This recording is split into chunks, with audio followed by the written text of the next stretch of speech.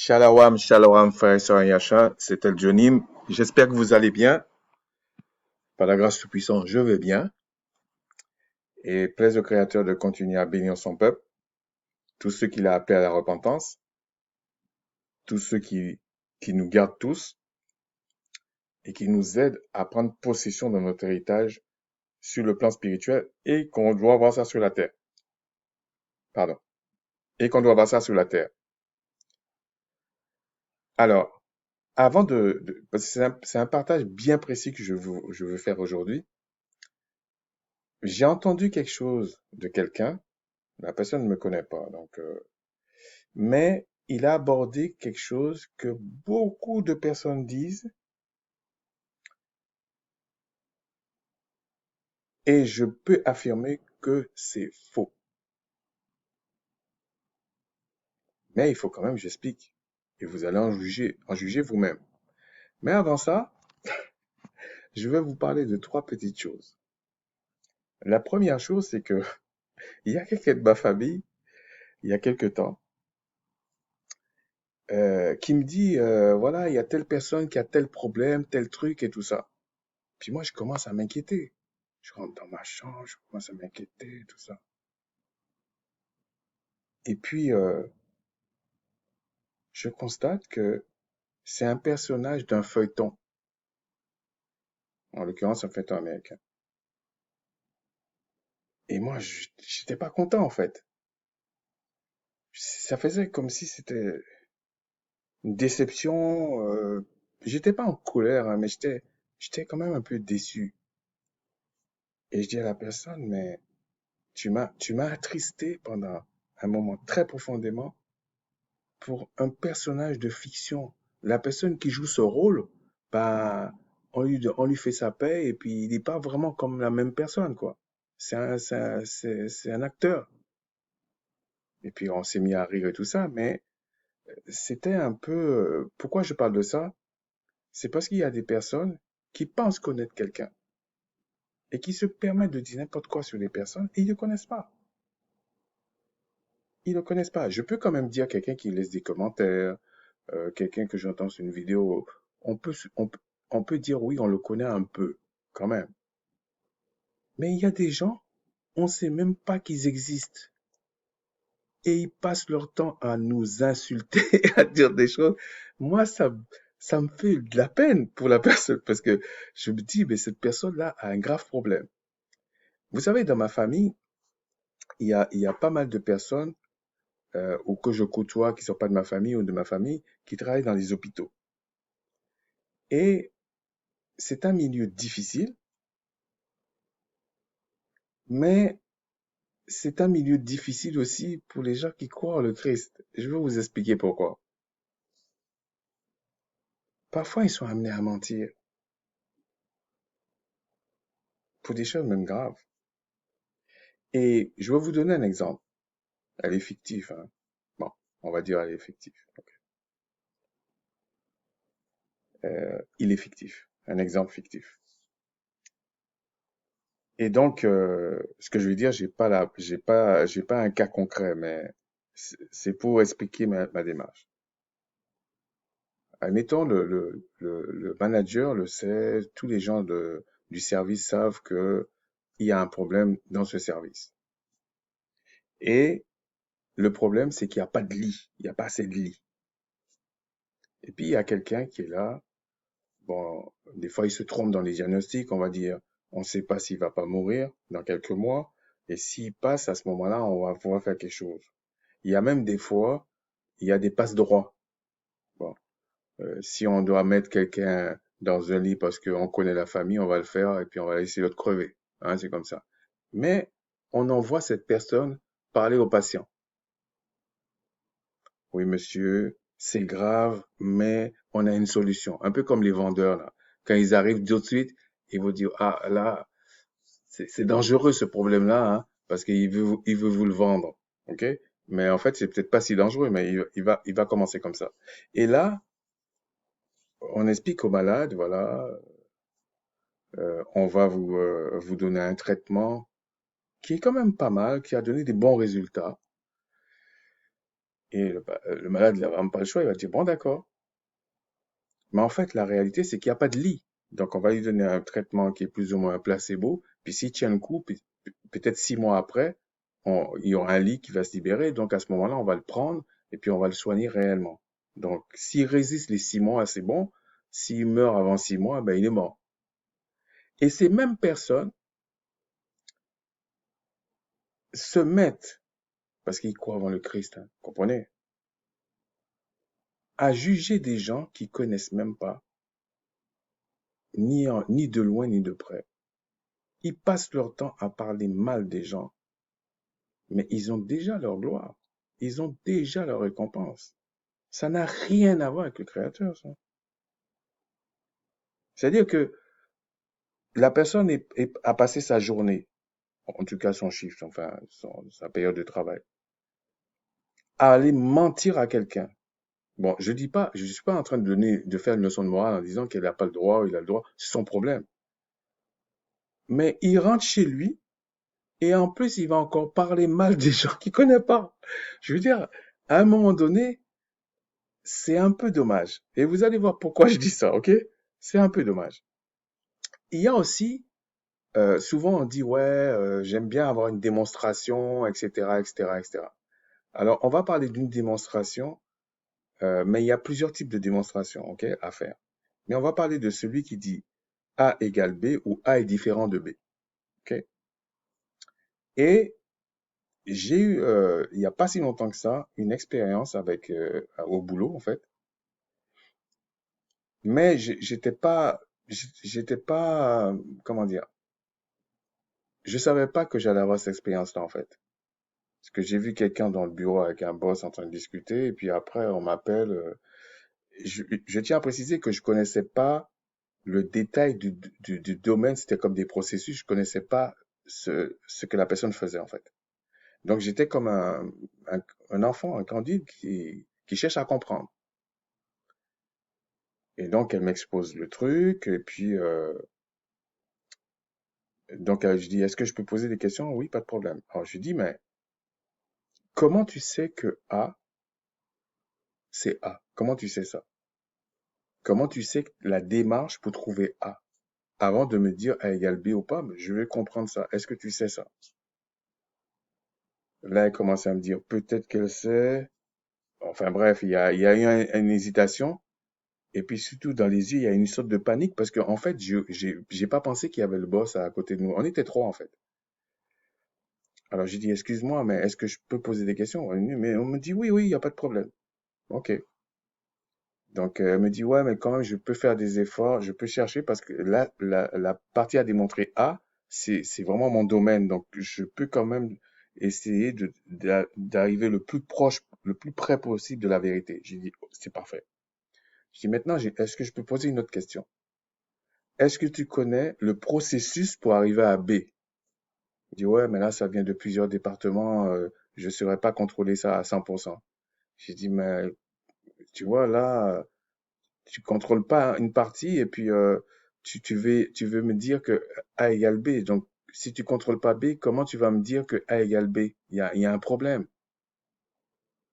Elle me dit, bon, on va essayer de faire un effort, on va essayer d'arriver le plus proche possible de la démarche. J'ai dit, OK, ça c'est pas mal. J'ai dit, excuse-moi, j'ai encore une troisième remarque.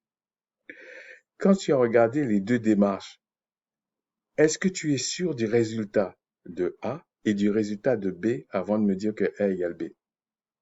Là, c'était la panique totale. Et quand j'ai vu qu'il y avait la panique, parce que, en fait, il y avait la panique parce que le boss lui dit, en gros, ben, il faudrait peut-être que tu revoies ta copie avant de nous mettre la pression pour essayer de résoudre ton problème. Et moi, j'étais pas au courant de ça.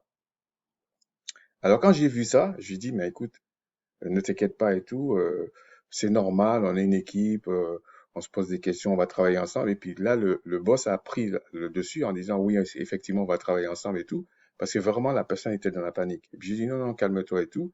Et du coup, j'étais obligé de me rapprocher de la personne pour essayer de lui faire comprendre qu'on est des collègues, je me prends pas au sérieux, on est ensemble, il n'y a pas de problème. Pour parler plus clairement, on va prendre un exemple concret, ok? Si maintenant, Je veux faire la démonstration du A, mais c'est quelque chose qu'on a été chercher une information dans un dictionnaire du 21e siècle. Alors moi, j'ai été chercher, ok? Puis je viens, je parle, puis il y a quelqu'un d'autre qui vient avec un dictionnaire du 18e siècle. Il me dit, mais écoute, John, c'est faux ce que tu racontes. Ou en tout cas, essaie de voir ce que dit le dictionnaire du 18e siècle parce que il y a quand même des différences avec ce qu'il y a dans le dictionnaire du 21e siècle. Je dis, ok, c'est vrai. Donc, ça remet en cause toute ma démonstration. Ok. Il y a quelqu'un d'autre qui vient maintenant, qui trouve un dictionnaire du 16e siècle, qui remet en cause le dictionnaire du 18e siècle et le dictionnaire du 21e siècle. Là, on dit, ok, on n'est même pas encore dans l'autre partie, hein. On est toujours dans la partie A. Bon, là, on dit, bon, on commence à tous à se gratter la tête en disant, mais j'espère qu'il n'y a pas un autre qui va arriver avec le dictionnaire du 10e siècle. Là, on est foutu parce qu'on sait pas jusqu'où ça va s'arrêter. Mais il y a quelqu'un qui vient avec aussi un argument de poids, qui dit, mais le dictionnaire du 16e siècle, est-ce que vous êtes sûr que ce qu'il y a dedans est la vérité? Pourquoi? Parce que cette civilisation-là, il prend dans plusieurs domaines phares, et puis il constate que c'est des vrais menteurs. Donc il dit pourquoi ils vont mentir dans tous les autres domaines, et là ils vont vous dire la vérité. On dit là, tu as un point. Qu'est-ce que j'essaie de vous expliquer? Qu'il faut faire attention quand on fait des démonstrations, surtout quand il y a des choses anciennes. Quand tu as fini la partie A, maintenant, il faut que l'autre terme que tu essaies de me dire que c'est les mêmes ou c'est pas les mêmes, parce que ça peut être A égale B ou A différent de B. Il faut maintenant, si c'est contemporain, qu'on refasse la démonstration de ce côté avec un dictionnaire du 20e siècle, 21e siècle, puis on essaie de voir, ok, c'est ça. C'est qu'à partir de là qu'on peut comprendre que ce que le A est différent de B ou le A est égal à B. Sinon on fait n'importe quoi, en fait. Donc, c'est pas si facile de faire des démonstrations, hein. Alors, la plupart des démonstrations sont évidentes, heureusement. Mais il y a des choses quand on va dans des sentiers, euh, on veut fouiller un peu plus, ça peut être dans les écritures, dans n'importe quoi. Il faut tenir compte de tous ces aléas. Parce que vous prenez quelqu'un, d'ailleurs, c'est comme ça que ça se passe. Vous prenez quelqu'un bien habillé devant une caméra ou pas d'ailleurs, qu'on voit le visage ou pas, il peut vous mentir et puis vous croyez que c'est vrai parce que il a fait la démonstration du A à moitié, il n'a pas démontré le B et puis il vous dit que A égale B ou A différent de B et puis vous gobez le truc. C'est normal. C'est pas la faute de la personne qui fait la démonstration. C'est votre faute qui ne cherche pas à comprendre euh, que sa démonstration a des failles, par exemple. Et épargnez-moi le fait de, quand on parle comme ça, il y a des gens qui disent, ah, mais tu donnes des leçons aux gens, tu machin. Ce n'est pas ça. Si vous voulez continuer à vous fourrer dans des bêtises, continuez. Continuez. Ça me dérange pas, en fait. Ce qui va se passer, c'est que même le mur ou des enfants vont venir vous dire, ta démonstration, elle est fausse. Et ça va être encore plus pénible pour vous. Donc, c'est tout. Mais en réalité, quand on fait des démonstrations il faut tenir compte que c'est pas si facile déjà à la base. Même si on voit des gens faire des démonstrations et puis ça a l'air d'être fluide, euh, il y a de la recherche. C'est pas qu'ils viennent faire ça tac tac comme ça. Non, non, c'est pas comme ça. Donc je disais que j'ai vu une personne qui parlait des 10 tribus perdues, ok? Et il dit en succinctement, mais c'est pas lui, parce qu'il y a beaucoup de personnes qui disent ça, qu'en fait, ils prennent ce texte-là. En tout cas, lui, il a pris ce texte-là et je pense que la plupart prennent ce texte-là. Donc, dans Romains 11, où on parle, on va aller dans Romains 11, et il parle de, attendez, à partir du verset 17, je pense. Il dit, mais si quelques-unes des branches ont été retranchées, alors je vais reprendre un peu plus haut. 16. Or, si les prémices sont saintes, bon, excusez-moi, vous allez voir que c'est en direct en tout cas. Bon, on va prendre le début. Verset 1. Et c'est dans Romains, on l'attribue à l'apôtre Paul.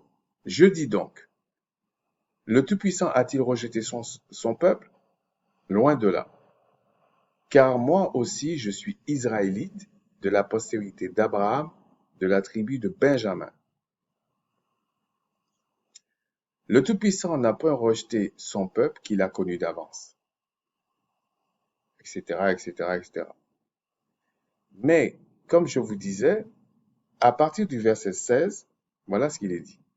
Et il se base que sur ça, en fait. Or, si les prémices sont saintes, la masse l'est aussi, et si la racine est sainte, les branches le sont aussi. Mais si quelques-unes des branches ont été retranchées, et si toi qui étais un olivier sauvage a été hanté à leur place et rendu participant de la racine et de la graisse de l'olivier, ne te glorifie pas aux dépens de ces branches. Si tu te glorifies, sache que ce n'est pas toi qui portes la racine, mais que c'est la racine qui te porte. Tu diras donc, les branches ont été retranchées afin que moi, je fusse hanté. Cela est vrai. Elles ont été retranchées pour cause d'incrédulité et toi, tu subsistes par la foi. Ne t'abandonne pas à l'orgueil, mais crains. Car si le Tout-Puissant n'a pas épargné les branches naturelles, il ne t'épargnera pas non plus. On va passer au verset 24. Si toi qui as été coupé de l'olivier naturel sauvage, alors on va dire, écoutez bien, si toi qui as été coupé de l'olivier naturellement sauvage, donc on dit tu as été coupé, tu as été coupé, tu étais un olivier sauvage et on t'a coupé. Et hanté contrairement à ta nature sous l'olivier franc, à plus forte raison, eux seront-ils hantés selon leur nature sur leur propre olivier. Et puis il dit, car je ne veux pas, frères, que vous ignorez ce mystère afin que vous ne regardiez point comme sages, c'est qu'une partie d'Israël est tombée dans l'endurcissement jusqu'à ce que la totalité des païens soit entrée. Ainsi tout Israël sera sauvé, selon qu'il est écrit, le libérateur viendra de Sion, et il détournera de Jacob les impiétés. Et ce sera mon alliance avec eux lorsque j'ôterai leurs péchés, etc., etc. Mais je tiens à dire quelque chose. Ok. On va lire le verset 28. En ce qui concerne l'évangile, ils sont ennemis à cause de vous. Mais en ce qui concerne l'élection, ils sont aimés à cause de leur Père, etc., etc. Sur le fond, on reviendra sur ce genre de passage, mais c'est pas ça l'objet en fait. Ce que je voulais dire déjà, quand on lit, alors la personne disait, et franchement, c'est pas que lui qui dit ça, donc c'est pour ça que je le cite pas. C'est pas que lui, ce serait faire un faux procès, ça sert à rien. Et on vous dit, il y a 10 tribus perdues de la maison d'Israël qu'on cherche encore. Donc ça sous-entend, quand on sait Israël a 12 tribus, qu'il y a 2 tribus qui ne sont pas perdues. Et il dit que dans les 10 tribus, il y a euh, des, des, euh, des étrangers, et puis et puis les 10 tribus. Donc il dit un peu, c'est un peu la chrétienté, on va dire comme ça. Okay. Mais dans le passage où on parle de jusqu'à ce que la totalité des païens soit entrée, Le mot païen déjà, ce n'est pas ce qu'on dit aujourd'hui. Le païen, c'est un Israélite qui est parti de ses propres ailes, qui a été déraciné de l'olivier franc. C'est tout. Donc, lui, ça peut être des hellénistes, ça peut être un peu de tout, quoi. Mais c'est pas un étranger. Sinon, on aurait dit jusqu'à ce que la totalité des étrangers soient entrés. Pourquoi? Ils connaissaient le mot étranger. Pourquoi ils disent païen? Mais c'est pas l'objet non plus, mais ceux qui veulent aller chercher, chercher, vous allez voir que le mot païen, là, c'est pas ce qu'on vous a dit. OK? Parce que lorsqu'ils emploient le mot païen dans le sens moderne, c'est comme si le monde entier était quelque part d'Israël. Et effectivement, si tu ne crois pas en le catholicisme, on va dire en général, tu es un païen. Mais c'est pas ça d'être païen. La référence, c'est pas le catholicisme, c'est Israël. Donc c'est quand tu sors d'Israël, tu deviens un païen. Et même quand il parle dans ce passage, vous comprenez que Israël ne marche pas bien non plus. Mais pourtant, on n'appelle pas cette partie d'Israël dont il fait partie de païen. Parce que quand même, ils pratiquent pas la loi, mais ils la connaissent. Mais le païen, lui, il a déjà oublié. C'est tout. C'est pour ça qu'on dit il connaît pas. Si vous voulez, Israël est tombé dans la religiosité. Alors que ces Israélites qui ont épousé les nations, là, eux, c'était pas la religiosité. Ils disaient même plus la loi. Ils savaient même plus rien. Ils parlaient peut-être même plus l'hébreu. Ça, c'était des païens. Et cette personne dit encore autre chose. Il dit, il parle de 10 tribus. Mais sachez que le royaume d'Israël, on va dire, oui, le royaume en entier, il y a eu un schisme, une séparation à un moment donné. Et il y a eu un royaume du nord et un royaume du sud.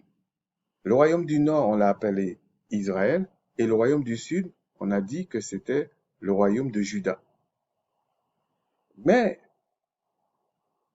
beaucoup de personnes disent que le royaume du nord, c'était 10 tribus, et le royaume du sud, c'était 2 tribus. Déjà, ça, c'est faux. Ça, c'est faux.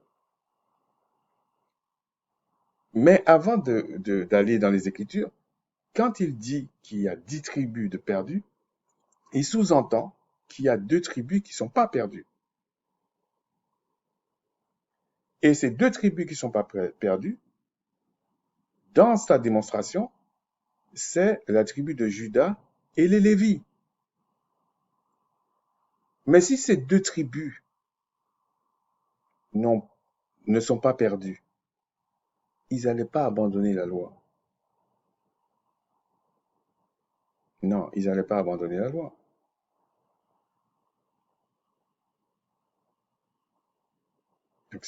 Donc, déjà, le début de sa démonstration, il y a un problème. Maintenant, ce qu'il faut savoir, c'est qu'est-ce qu'il a mis dans les 10 tribus et qu'est-ce qu'il a mis, on a vu dans les 2 tribus, euh, c'était Juda et Lévi. Mais ça colle pas non plus. On va aller on va d'abord regarder les 12 fils de Jacob. On va aller dans Genèse 49, mais on va les épeler, c'est tout. Hein. Genèse 49. Si vous allez dans Genèse 49, on va aller voir. Donc, on va les citer. Alors, si on va dans, bon, je les cite comme dans l'ordre du chapitre 49. Ruben, 1. Ensuite, il parle de Siméon et Lévi, ça fait 3. Ensuite, Il parle au verset 8 de Judas, ça fait 4. Si on continue, il parle de Zabulon, ça fait 5.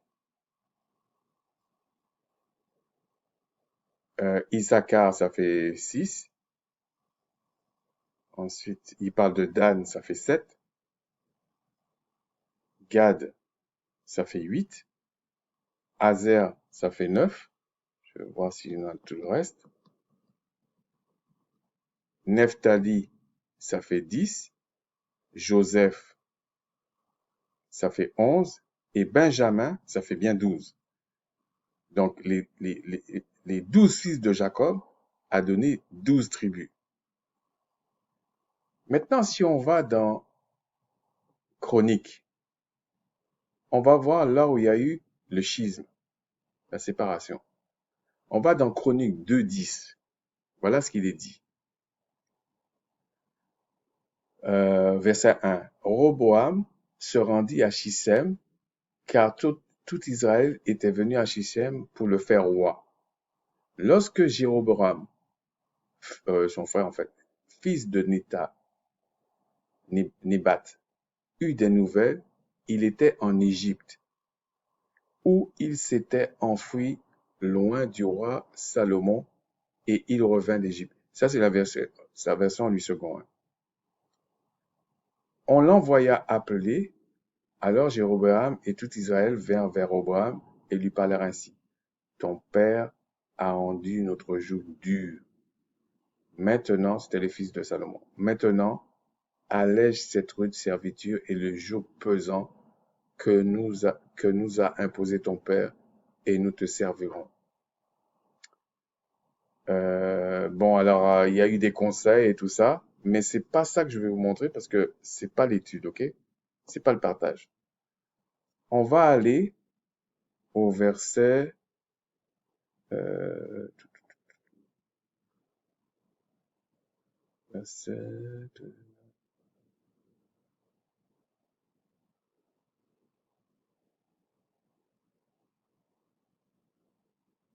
En fait, verset 17, les enfants d'Israël qui habitaient les villes de Juda furent les seuls sur qui régna Roboam. Donc on voit déjà, il y a un problème. On vous dit déjà, c'est Juda seulement sur lequel Roboam règne. Ensuite, quand vous lisez plus loin, verset 19, c'est ainsi qu'Israël s'est détaché de la maison de David jusqu'à ce jour. On continue. Chapitre 11. Roboam, arrivé à Jérusalem, rassembla la maison de Juda et de Benjamin, 180 000 hommes d'élite propres à la guerre, pour qu'ils combattissent contre Israël. Vous voyez, contre Israël, afin de la ramener sous la domination de Roboam. Mais la parole de Tout-Puissant fut ainsi adressée à Sémadia, homme du Tout-Puissant. Parle à Roboam, fils de Salomon, roi de Juda, et tout Israël en Juda et en Benjamin, et dis-leur, en gros, il ne faut pas aller combattre vos frères.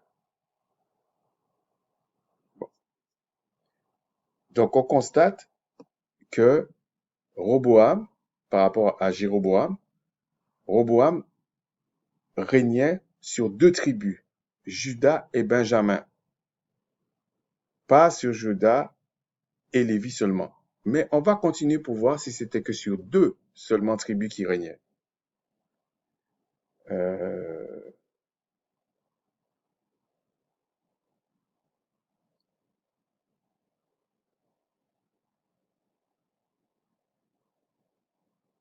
On va regarder verset 13. Les sacrificateurs et les Lévites qui se trouvaient dans tout Israël, donc ça c'est l'ensemble, quittèrent leur demeure pour se rendre auprès de lui, ça c'est Roboam, car les Lévites abandonnèrent leurs banlieues et leurs propriétés et vinrent en Juda et à Jérusalem, parce que Jéroboam et ses fils les empêchèrent de remplir leurs fonctions comme sacrificateurs du Tout-Puissant. Jéroboam établit des sacrificateurs pour les hauts lieux, pour les boucs et pour les veaux qu'il avait faits. Ceux de toutes les tribus d'Israël qui avaient à cœur de chercher le Tout-Puissant, le Seigneur d'Israël, suivirent les Lévites à Jérusalem pour sacrifier au Tout-Puissant le Seigneur de leur père. Ils donnèrent ainsi de la force au royaume de Juda. C'est pour ça que je vous dis, on dit le royaume de Juda. Et affermirent Roboam, fils de Salomon, pendant 3 ans, car ils marchèrent 3 ans dans la voie de David et de Salomon, etc., etc. Donc, on constate ici, bon, on dit tout, mais ce qu'on sait, c'est majoritairement, je dis bien majoritairement, il y avait 3 tribus dans le royaume de Juda, dans le royaume du sud. Il y avait Juda, Benjamin et Lévi. Mais on vous dit, il y avait même encore quelques-uns. On appelle même le royaume du nord Éphraïm aussi. Ça dépend dans quoi on parle. Et si vous allez dans 1 roi, vous avez encore la même chose. 1 roi 12, bon, il faudra le lire, mais c'est la même histoire. Ok, qui vous parle, c'est la même histoire en fait. Vous lisez ça, c'est la même chose que Chronique 10. Donc, quand vous regardez ça, pourquoi j'avais mis ça? Non, ça c'était pour autre chose. Qu'est-ce que j'essaie d'expliquer par là? C'est que toute la thèse que ces gens ont sur les 10 tribus perdues de la maison d'Israël, c'est déjà faux, puisque le royaume du Nord avait 9 tribus. Et on vous dit bien qu'il y avait dans ces 9 tribus, il y avait des personnes qui ont suivi pour aller dans le royaume du Sud, qui avaient majoritairement les tribus de Juda, Benjamin et de Lévi. Mais il y avait quelques-uns des autres tribus. Et souvent, les gens prennent aussi le fait que, à la sortie d'Égypte, il y avait des étrangers dans le peuple. Mais ces étrangers-là, il y a une partie qui est retournée en Égypte, et on vous dit que toute la génération qui est sortie d'Égypte n'est pas rentrée dans la terre promise. Ils sont morts dans le désert. Et on nous dit, et quand il y a le partage, c'est pour ça que j'avais pris Josué 13. Bon, il faudra le lire vous-même. Hein. Dans Josué 13, on vous parle du partage. Et on vous parle comment on dispatche les tribus et tout ça. Et on vous parle pas des étrangers. Il n'y a rien pour les étrangers. Okay? Si on parle de l'héritage d'Israël, je précise bien. Ça ne veut pas dire qu'un étranger peut pas être béni au milieu d'Israël. C'est pas ça que je parle. Mais il est pas prévu une possession pour un étranger. La seule chose qui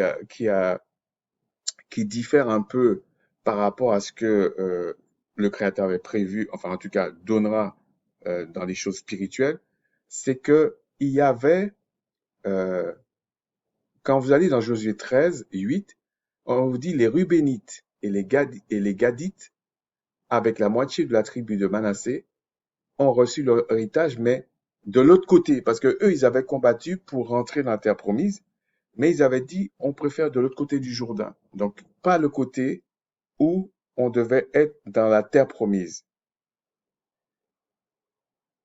À ce propos, dans la terre promise, le Créateur dit, vous allez lire ça dans Deutéronome 30, je l'ai lu il n'y a pas longtemps, qui vous dit que dans cette terre promise, pour rester dans la terre promise, il fallait pratiquer la loi.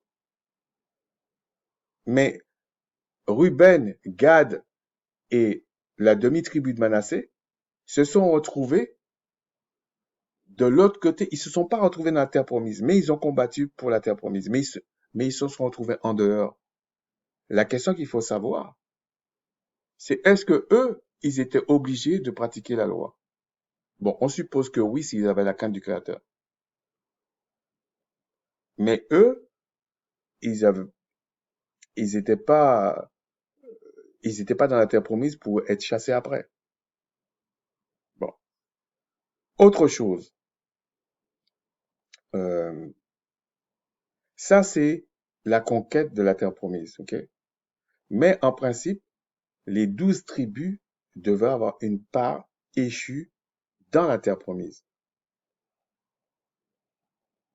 Donc, mais ils avaient quand même modifié quelque chose parce que euh, dans les 12 tribus qui ont eu la terre promise, il y avait les deux fils, mais ça revient au même, hein, c'est simplement pour expliquer. Lévi n'avait pas de propriété, je vais dire des champs pour cultiver et tout ça, parce que eux, c'était des sacrificateurs. Donc, eux, c'était pour le service cultuel. Donc, ça veut dire qu'il y avait encore 11 tribus qui devaient avoir des terres.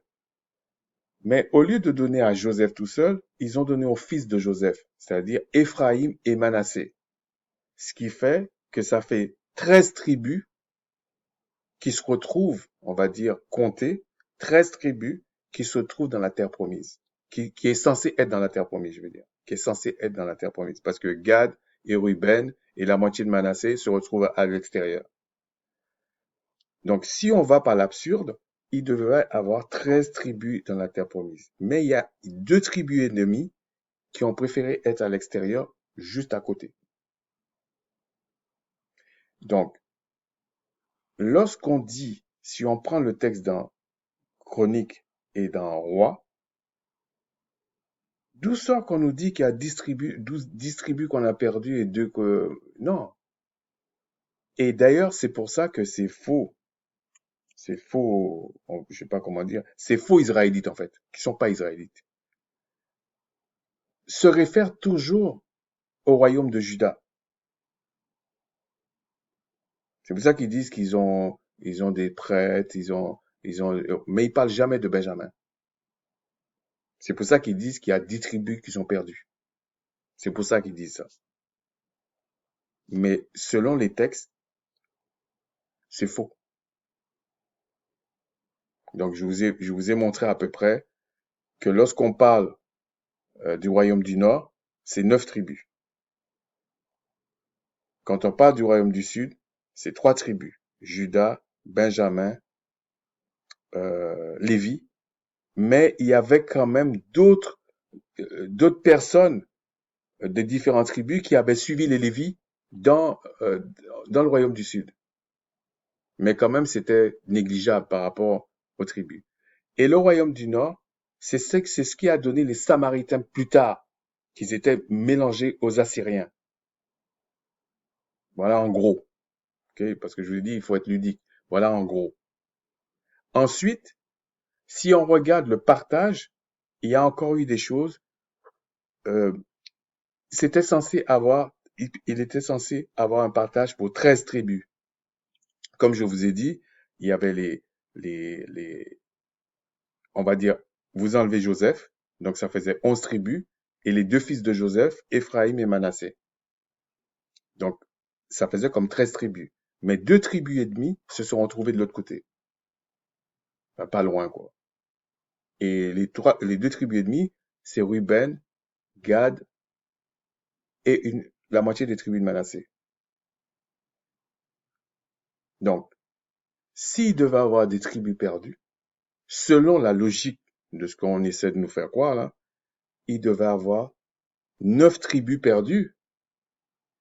Et encore, on va dire certains éléments des 9 tribus. Et on devait garder les 3 tribus, Lévi, Juda et Benjamin. Mais en même temps, si ces tribus-là étaient restées, le Créateur était toujours avec eux. Parce qu'il y avait les Lévites et il y avait la royauté. Pour que le Créateur chasse tous, parce que tous ils attendent le Mashiach soi-disant. Mais c'est des imposteurs. C'est pas possible. Donc, c'était ça que je voulais vous partager. Approfondissez un peu plus. Mais la thèse de dire que bon, ben, l'olivier naturel, sauvage, c'est ça des choses pour nous endormir et nous faire croire qu'en fait le païen, c'est un étranger. C'est faux. Le païen, c'est pas un étranger. Il est étranger quelque part des choses du Seigneur, mais c'est pas un étranger. C'est pas un étranger. C'est un Israélite qui a abandonné la loi carrément. Ça, c'est un païen. Sur ce, plaise au Créateur de s'élever, de nous bénir tous, et je vous dis shalom.